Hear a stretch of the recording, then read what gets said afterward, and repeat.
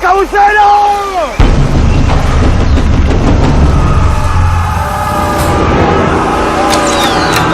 ¡Suelo!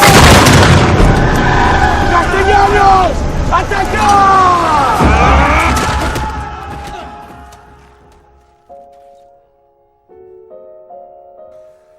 Con la conquista, España se convirtió en un país lleno de riquezas, pero también se endeudó debido a las guerras internas entre sus súbditos europeos.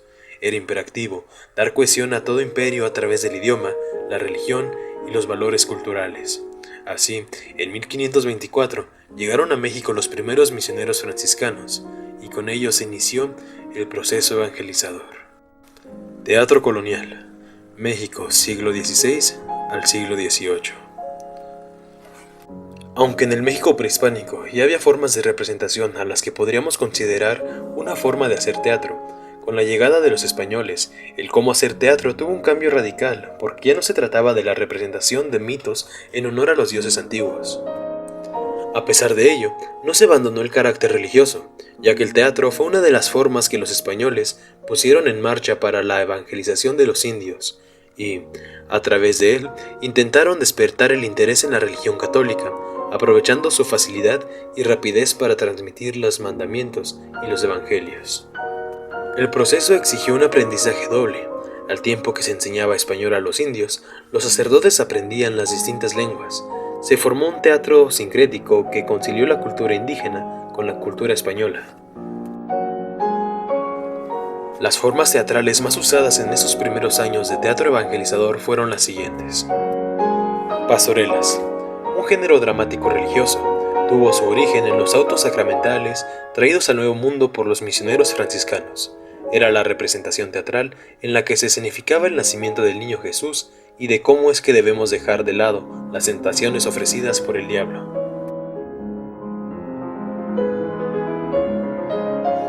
Los autos sacramentales es una obra de teatro religiosa, más en concreto una clase de drama litúrgico de estructura alegórica y por lo general en un acto, con tema preferentemente eucarístico que se representaba el día de Corpus entre los siglos XVI y XVIII hasta la prohibición del género en 1765. Cada pieza comenzaba con una introducción, un entremés y culminaba con una serie de cantos y bailes. El auto sacramental usaba un gran aparato escenográfico en grandes plazas públicas y las representaciones comprendían, en general, episodios bíblicos de la religión o conflictos de carácter moral y teológico. Pasiones, también conocidas como Via Crucis, eran la representación de los últimos momentos de vida de Jesús. Se realizaba el Viernes Santo y refiere los diferentes momentos vividos por Jesús de Nazaret desde su prendimiento hasta su crucifixión, sepultura y posterior resurrección. Los Via Crucis aún se llevan a cabo año con año, no solo en México, sino en todo el mundo.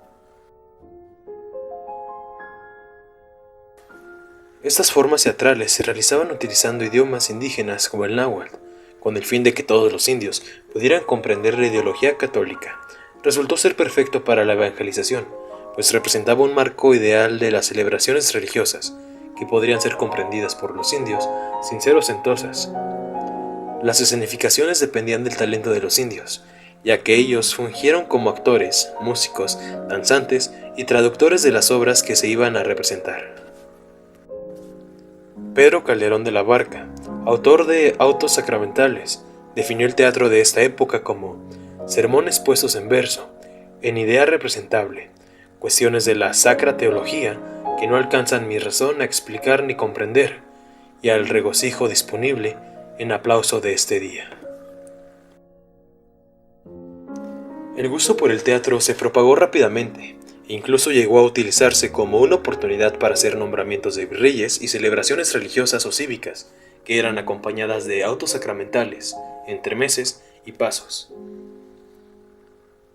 En sus representaciones se llegó al punto de hacer una crítica hacia el gobierno y los mandatos eclesiásticos, lo cual no fue del agrado de dichas instituciones y fue tachado de inapropiado. Una vez que la conquista estuvo en su punto más alto, el teatro evangelizador se dejó de escribir y representar en idiomas indígenas. El español pasa a ser el único idioma reconocido y permitido en la Nueva España. Este teatro nuevo, que rechazaba la cultura prehispánica, era escrito por los misioneros españoles. El ideal evangelizador del misionero quedaba así enterrado.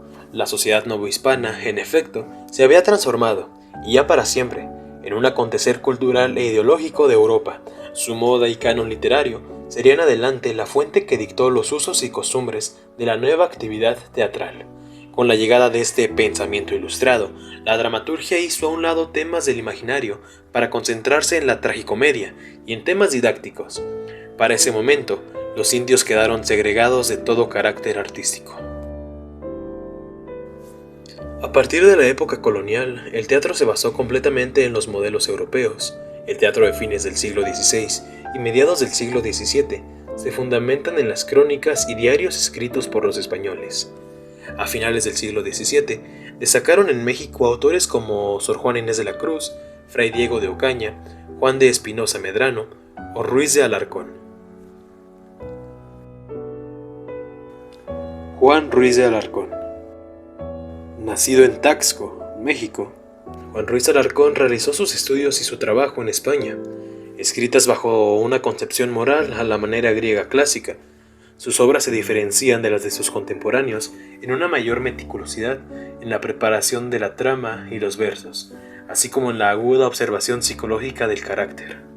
En sus obras los vicios son condenados, a diferencia de las comedias de Lope de Vega, en las cuales el final es feliz, a toda costa, es el fin perseguido.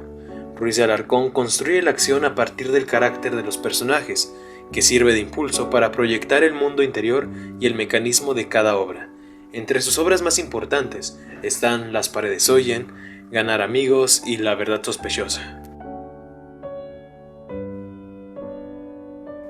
Estando dentro de la comedia de caracteres, La verdad sospechosa es una obra donde se reflejan los vicios de la época colonial, como la mentira o la ambición, características que tiene como resultado un castigo hacia Don García, personaje principal de la obra que se ve metido en enredos y problemáticas a causa de ser una persona sumamente mentirosa. Moza, aquel hablar arrojado, mentir sin recato y modo, aquel jactarse de todo y hacerse en todo extremado. A pesar de todas las personas a las que Don García logra engañar por medio de las mentiras que dice y hace para poder estar con su nueva enamorada, al final de la obra la verdad sale a flote, dejando a Don García mal parado y en un casamiento con la mujer que él no desea. Muestra en cualquier ocasión ser tu verdadera amiga. Es tarde. Las 5 son. Aún durmiendo me fatiga. Dejando como moraleja principal las consecuencias de mentir y que la verdad siempre saldrá a la luz, terminando con el diálogo. Y aquí verás cuán dañosa es la mentira, y verá el Senado que, en la boca del que mentir acostumbra, la verdad es sospechosa. Y así verás cuán dañosa es la mentira, y verá el Senado que en la boca del que mentir acostumbra es la verdad sospechosa.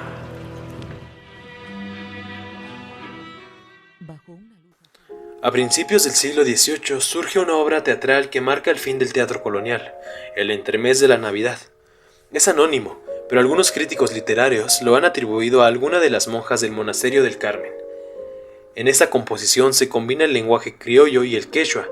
El drama es escrito de una manera sencilla, clara, y tiene como tema la alegría del nacimiento de Cristo. En el año 1828, el dramaturgo Guillermo Ugarte logró publicar y realizar esta obra bajo el título de Entremés de Huamanguino.